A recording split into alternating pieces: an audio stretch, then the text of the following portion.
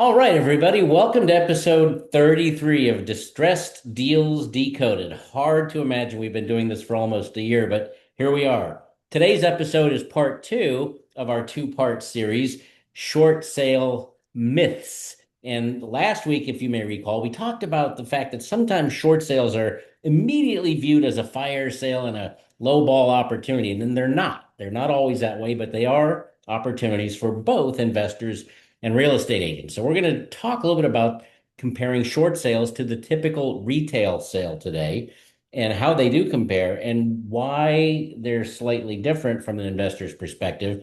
But it's not all bad news because then we're going to show you some exceptions to the rules as to why you can actually monetize on more of these than you would think is the case, knowing what you may know now. So here's a little thought experiment. Oh, by the way, hold on. Before I go any further, this session is brought to you by Asset Resolution Advisors, and I would be reticent if I didn't introduce my partners in profit, Mr. Juan Nicasio, Mr. ACQ himself. Juan, say hi to the group. Hello, hello. All right. And Mr. Steve Schiller, whom I lovingly refer to as our reformed loan servicer. Steve? Hey, I didn't get the memo on the black shirt. Sorry. And I don't know if you know where I steal that line from, who I lovingly refer to as, it was from the movie Contact, when the guy that was going up in the rocket was talking about the robot. Anyway, back to our regularly scheduled program. So here's a thought experiment. Take a typical home. Let's take the debt out of the equation. Let's pretend it's not a short sale for a minute. Let's talk about a house that has an approximate appraised value of $350,000. Good old-fashioned home here in the US of A. A reasonable seller, and this is according to not only common sense, but also the National Association of Realtors, a reasonable seller would probably consider a nominal discount off of that price, assuming we're not in an escalating market and bidding wars, but just today's market, as a matter of fact. So perhaps a discount of 3 to 5% off that $350,000. They would probably consider, depending upon their motivation, accepting 332.5, 339,500, somewhere in that range, right? That's a normal, healthy negotiation.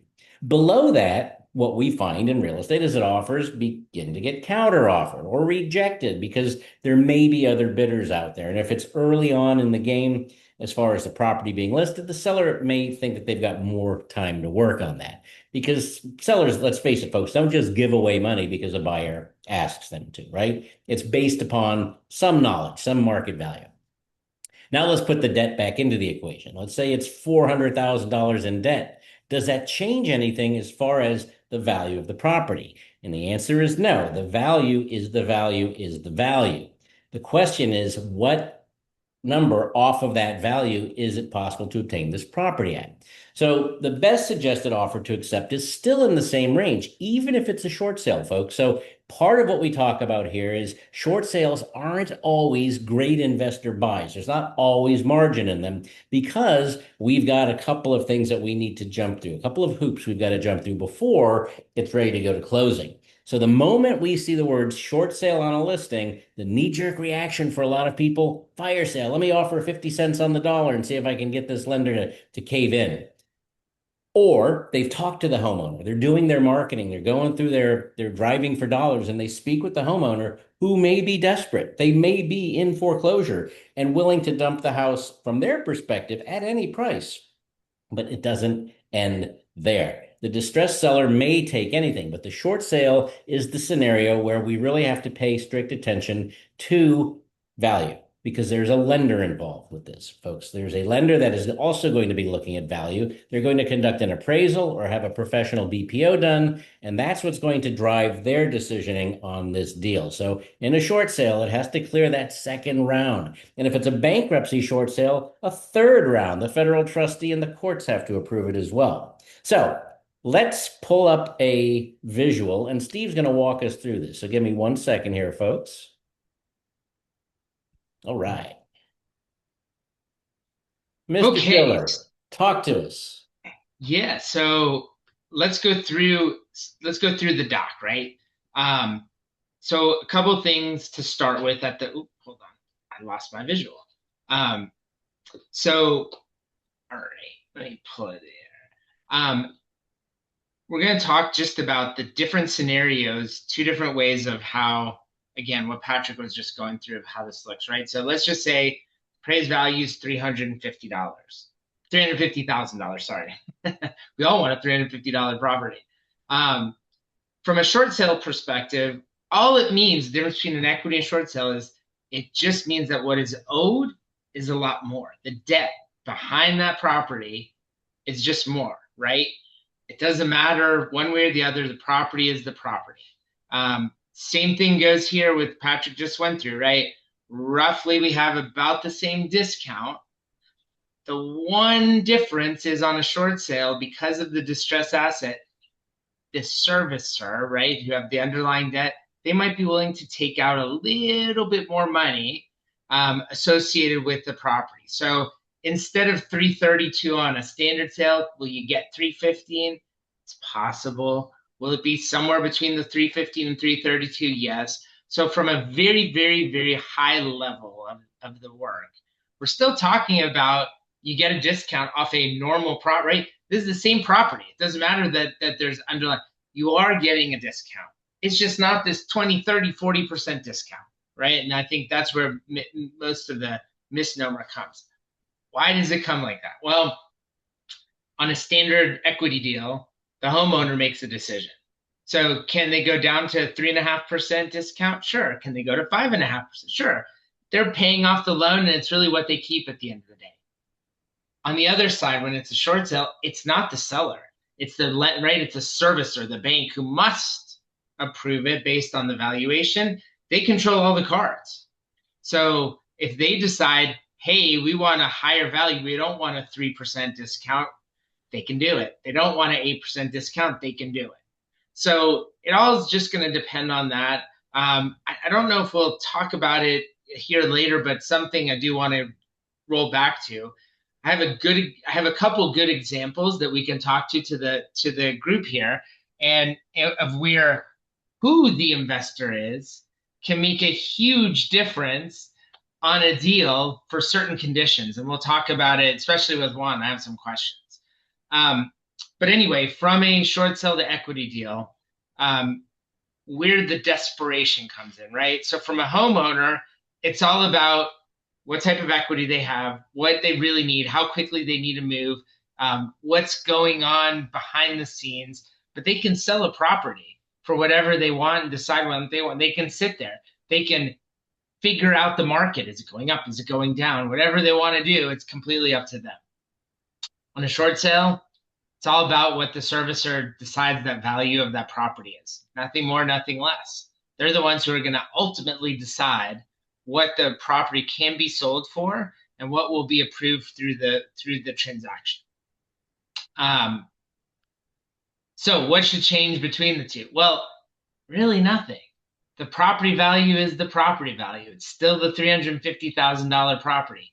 From an investor standpoint, you should be assessing exactly that. Is what is the property worth? What is the property worth in the market? Is there condition issues that might get me a, fix and flip? There are a lot of what I would call mini opportunities that we see, right? Is a property is distressed because a couple walls need to be painted and maybe one room needs flooring. That can give you a pretty decent discount on the short sale side of it, that then you can flip around and sell the property. Most investors don't want to bear that risk of having to hold the property. So one of the things, and maybe we can talk about it here with one, is you have to have flexibility. You have to have multiple exits on a property. You might go from a bigger profit to a smaller profit, but you have to assess it all at the same time. It's not a one size fits all. So from Juan, I'd like to get your perspective on that type of concept, strategy of what buyers, investors should be looking at when they get into a short sale. Yeah, I mean, the thing is that this is where people are going to get hurt here on the buyer side. They believe in this myth that short sales equal fire sale, like we've been mentioning, right? And the real damage is here. Like, you can't go in there expecting a steal of a deal, right? And wait through all the long process of expecting a fire sale pricing whenever whenever it doesn't even make sense. For example, if there's a property where there's not a lot of damage and there's not a real justification as to why this should be fire sold, the reality check here is that the math is super simple. Like you said, the value is the value of the value. Realistic discounts on a short sale are going to be anywhere between 3 and 10%. So if you negotiate a deal or you find an opportunity and you can't buy it to make a profit, knowing right out the gate that your discount is going to be 3 to 10%, it's just never going to work, right? A buyer can do a better negotiation, is what we recommend. Not financial advice, but we recommend that you'll get a higher discount on a traditional deal versus a distressed listing short sale. That's the reality, right? That you shouldn't have to wait around for a short sale thinking that you're going to go ahead and get a smoker of a deal. There's no prize in just buying a distressed asset if you can't get it at the right price. So you have to have a well negotiated conventional purchase beats a short sale all day long, right? So again, for people that are chasing, buyers that are chasing this mythical, I'm going to do a short sale because I'm going to get a steal of a deal.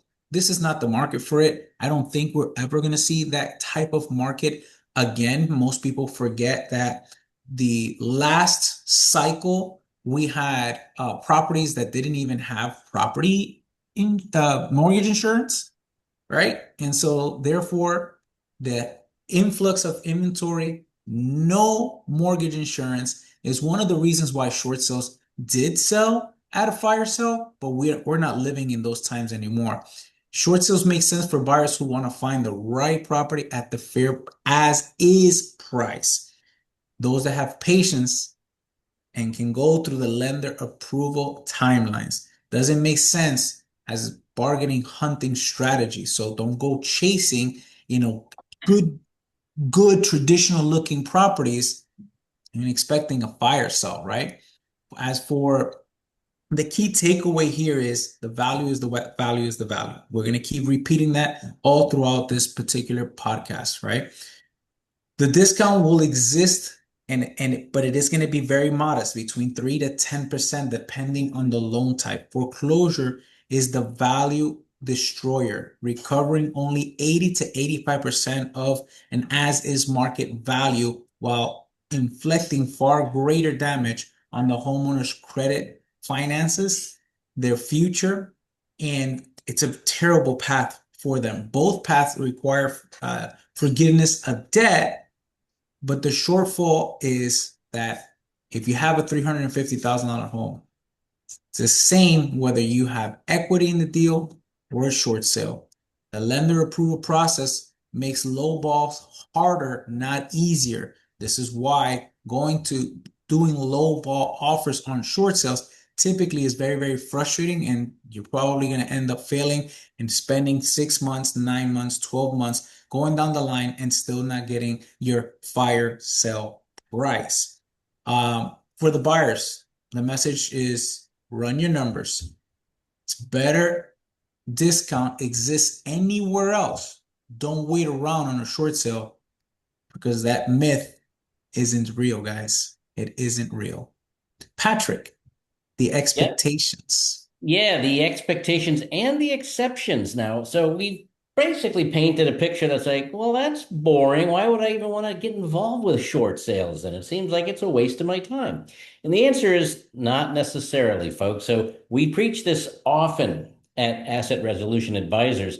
There is a waterfall of profitability that you can find in short sales. And it goes from big banger opportunities that often are hidden beneath the surface to very slim exit strategies that can help you pay for your marketing costs. So we're going to go through the top exceptions to the rule. So we are not suggesting shy away from short sales. As Juan said, if you've got a better opportunity that you don't need lender approval on, well, go for it. It makes perfect sense.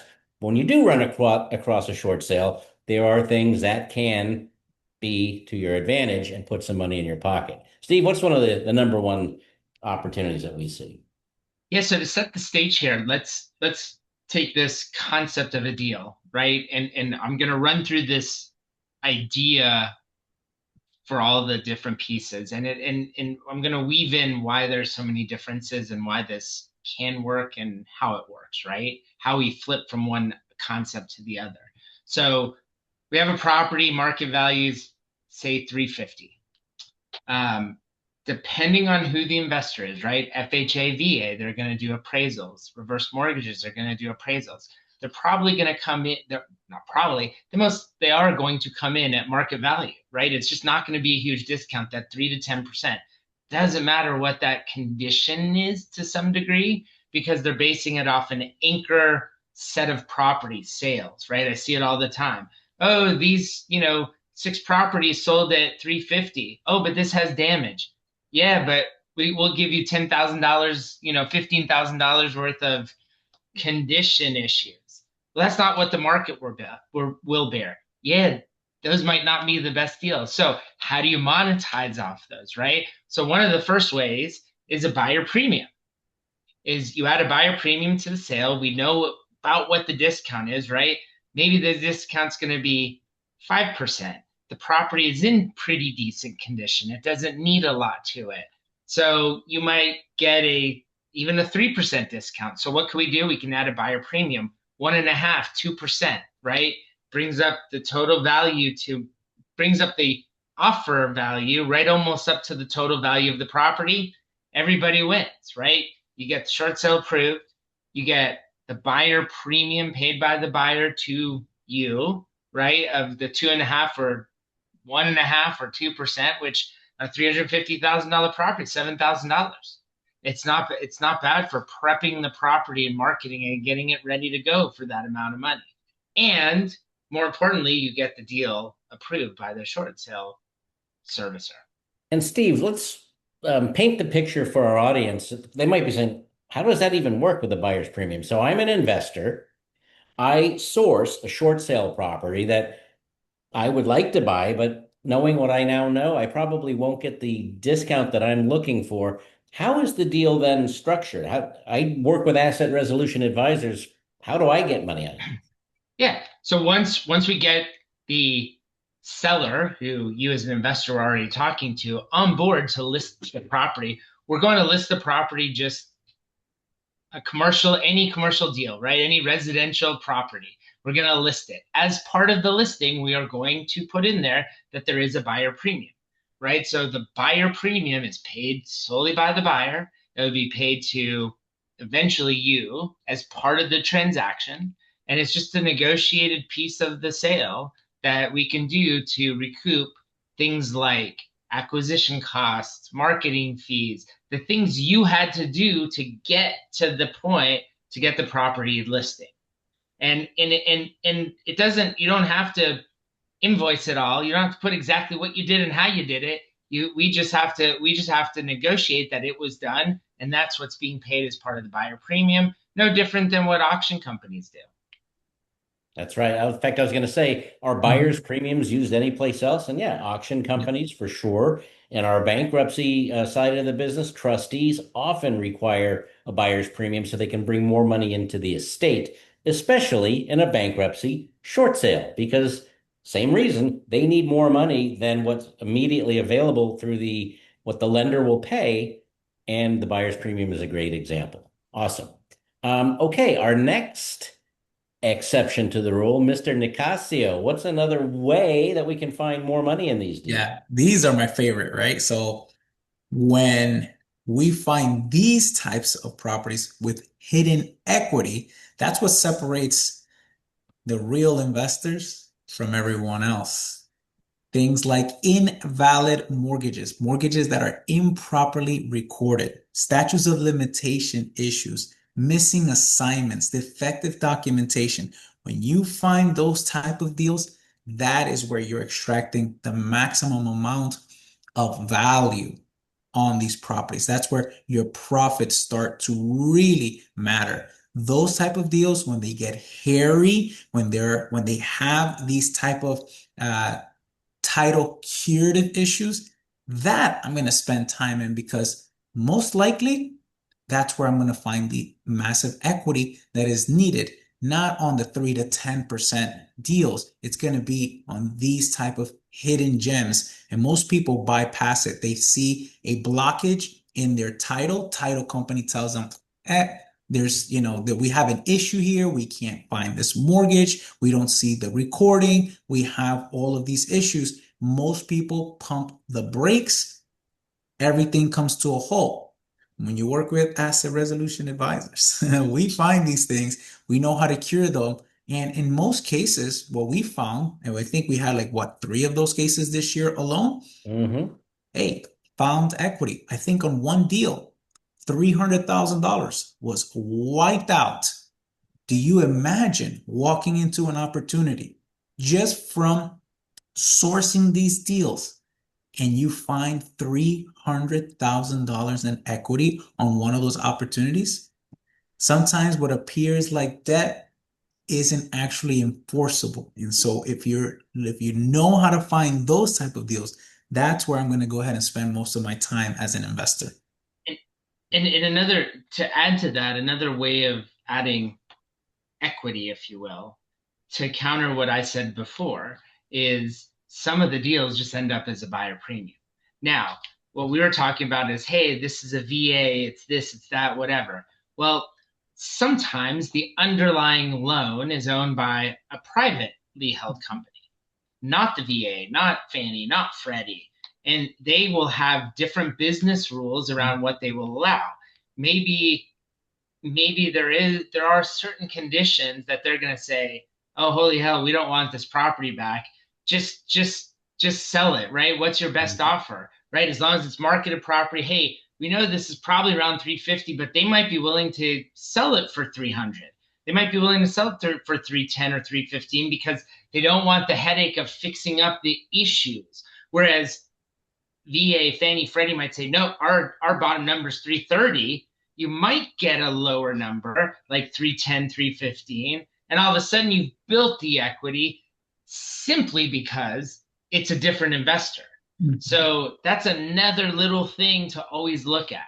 That's so important, Steve. And I know, back in the day, there were a ton of note buyers. I mean, even Fannie Mae Yes. themselves were selling huge portfolios of NPLs, non-performing loans, and investors were buying them up like crazy. And what was good about that for the investor, they picked up a lot of these notes for pennies on the dollar, depending upon how ugly the note was.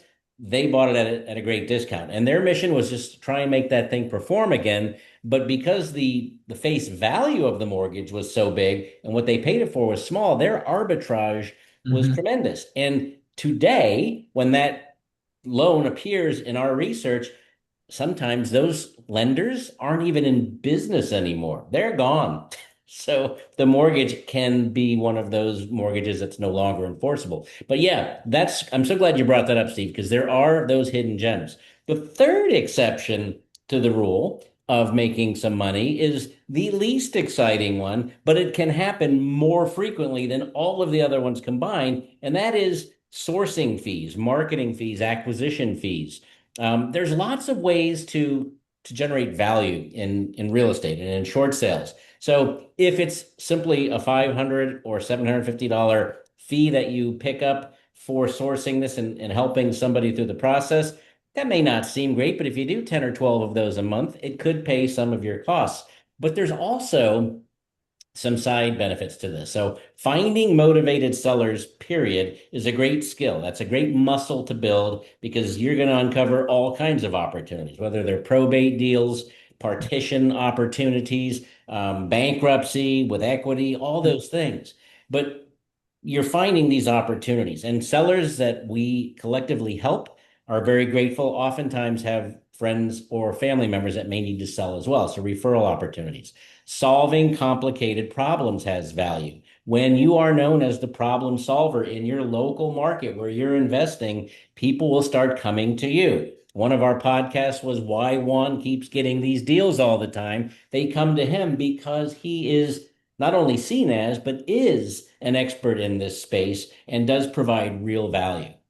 Relationships have value. Ladies and gentlemen, let me tell you something. If you're an investor and you have real estate professionals helping you source properties and you throw them a bone of an opportunity that for them is a gold mine, that realtors love to get short sale listings, especially if you've got somebody helping you process them like Asset Res. They make their commissions. They will be eternally grateful for you and will think about you before anybody else when they find that deal that they need an investor for. And expertise, of course, always has value. So don't poo-poo these things. Always give it a second thought and let us take a look at it because, as Juan mentioned, you peel back those couple of layers of the onion, and lo and behold, you may find that one killer opportunity. The great news is, though, that it's in your control. You decide what you want to do with it. You don't have to take these deals on.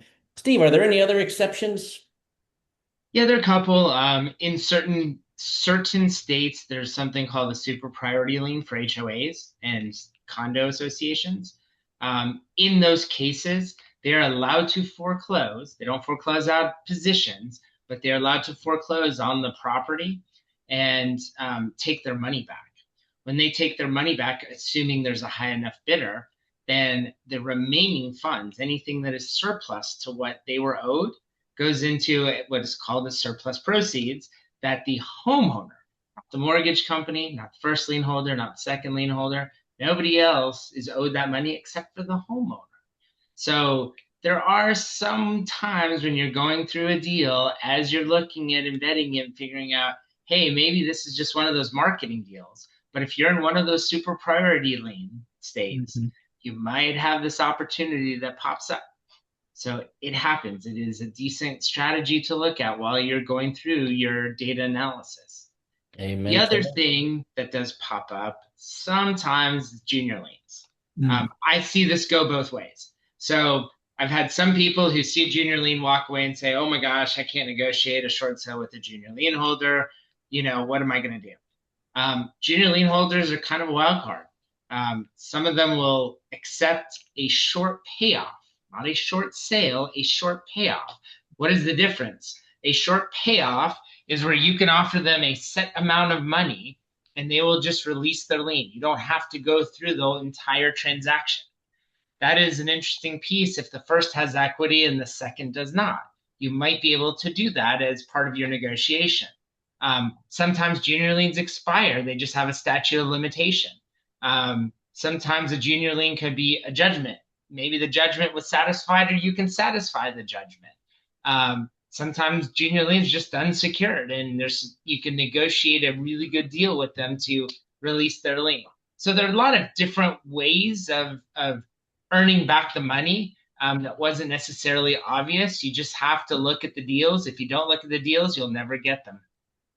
Amen to that. And to Couple add to more. that, sorry, to add to that, I mean, we should be seeing a lot of these junior liens coming up due to the whole 2020 debacle called Yeah, COVID, right? a lot of partial claims, a lot of people taking money out, a lot of different scenarios. The mantra in the market, which next week we're going to talk about some market indicators, little hint in, but the market was always, oh, there's so much equity out there. Everybody has so much equity. There won't be short sales. There won't be foreclosure. There won't be anything. And this is the furthest thing from the truth because they weren't looking at these junior liens. They weren't looking at home equity lines of credit. They weren't looking at partial claims. They weren't looking at the data underlying, which could make the deals a short sale. Yeah, when you look and analyze the first is not a short sale. It's an equity deal. It's where the second or the third or whatever makes it a short sale. And to your point, Juan, because of everything that happened, COVID and post-COVID, there are a lot of those that are sitting out there that, like we just said, it's a short sale and you're negotiating with the second lien holder, which is a completely different strategy than the first lien holder. Yeah. Yeah. If that first lien holder forecloses, then most of the other junior liens will get wiped out. And now all of a sudden there's an opportunity. And the junior lien holders know this, generally speaking. So that's when you have your chance to negotiate them down. And if, like Steve said, if you've got $50,000, $60,000 in junior liens and you can get those down to 10 grand, well, there's $40,000 of found equity.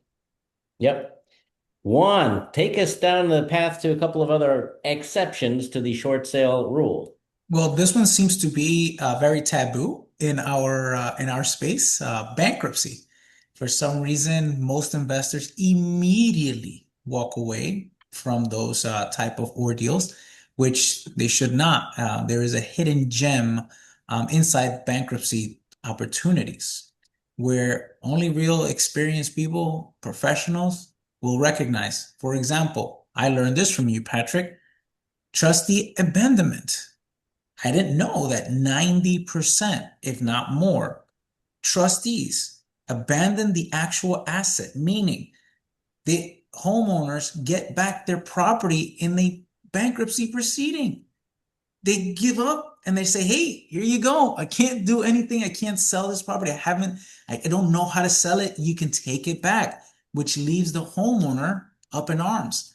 Fantastic opportunity. Why? Because a lot of people don't know that in those type of deals, most of them have a crap load of equity in them. Homeowners given up. They've already filed for bankruptcy. They've already given up. They're like, hey, I don't want this property either. I can't afford the property. Trustees isn't going to do anything with it.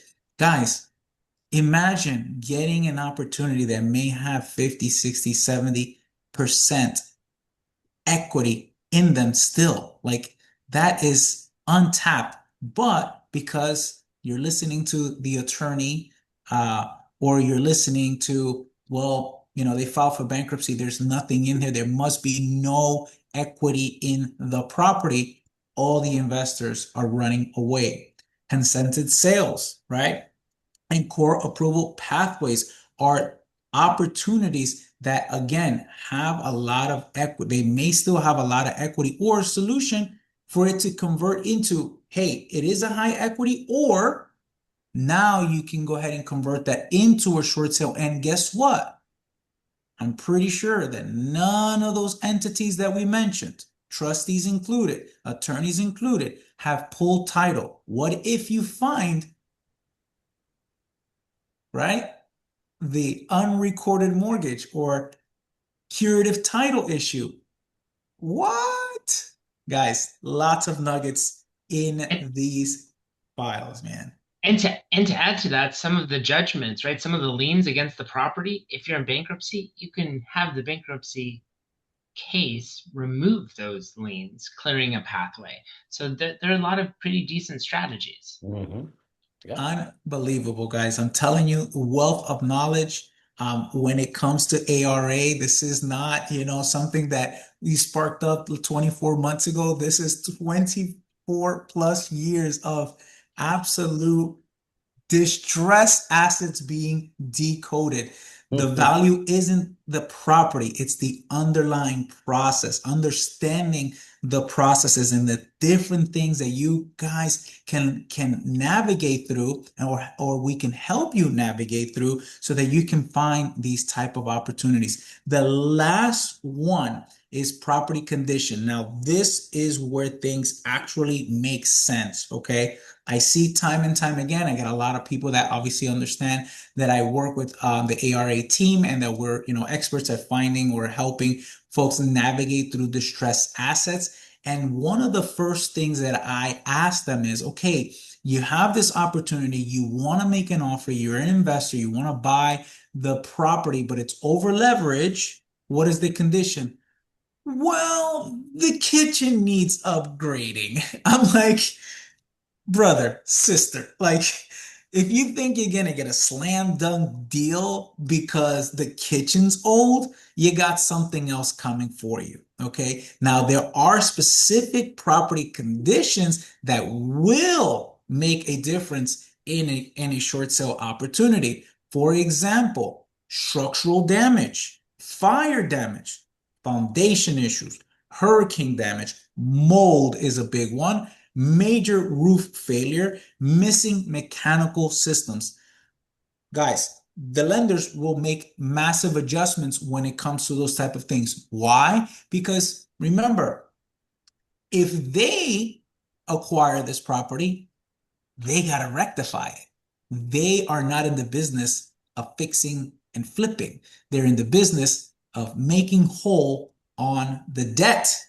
And so therefore, when it comes to those types of line items, if you find that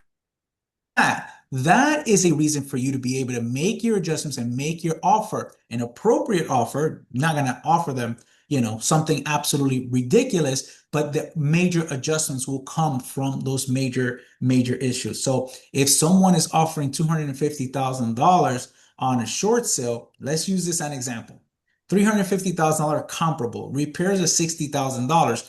Don't go in there and offer $100,000. You're going to get pop out. Okay. Like that's not going to work. But they will support somewhere between 290 and 300,000. If those numbers make sense, then of course that is an offer that will be potentially reviewed and accepted or negotiated, right? Or negotiated. But very few people can solve these complicated transactions just because they're just looking for these fire sales. That's why the biggest profits in distressed real estate often come from expertise, not from buying properties pennies on the dollars, guys. Yep. And we all love the pennies on the dollar deals, man. Yes. We talk about short sales all the time here at Asset Resolution Advisors because that's one of the things that we do. We are not suggesting that that's the only thing, man. Great equity deals where you're making huge margins, wonderful stuff. Helping somebody out of a tight situation and everybody Mhm. profiting. It's all good stuff. And this is exactly where our team at Asset Resolution Advisors comes in. We can help you analyze each and every one of these transactions to determine what is the best exit. Is it an opportunity for you personally to hit your numbers, or does it need to go down that conveyor belt, that waterfall of profit? And the answer is yeah, it depends. And we've got to look at each of those cases, but they do come out in the wash. So Mhm. if you're working on a short sale, if you're working on a property that all of a sudden you find out is in bankruptcy and you don't know what to do, if you're working on a probate transaction and one of the heirs all of a sudden has issues, well, reach out to us. We can help you navigate through this stuff. It's all part of our process. And best thing, you're in control every step of the way. So if you like what you hear, please visit us, like us, hit the thumbs up, share, send it to your friends, invite others because we love sharing our knowledge. We've been doing this for, as Juan mentioned, a long, long, long time, and we're going to continue doing it until we just can't do it anymore. So, without any further ado, we're going to end this session. And as Steve mentioned, we're going to catch you next week and we're going to talk about the market. Talk to you next time.